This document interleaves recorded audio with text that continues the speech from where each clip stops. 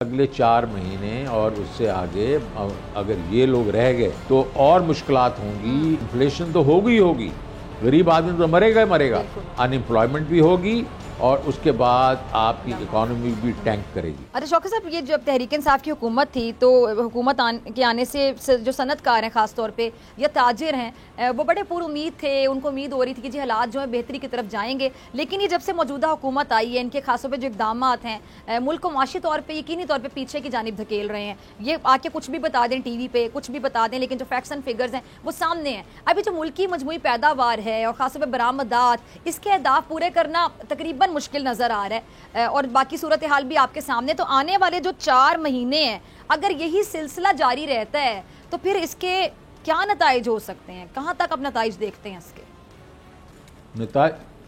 नताइज बहुत बुरे होंगे। देखें कि 2021 जो इसका जून तक के जो नंबर्स आए थे उसमें स्टॉक मार्केट में की जो कंपनियां थीं उन्होंने रिकॉर्ड प्रॉफिट दिखाया था। 929 अरब रुपए का, जो इनके वक्त में हाईएस्ट था 2018 में वो था 585 और 932। इस साल में जो ये 22 जो गुजर रहा है, एस्टिमेटेड था कि ये कोई 1100 अरब रुपए के प्रॉफिट होंगे।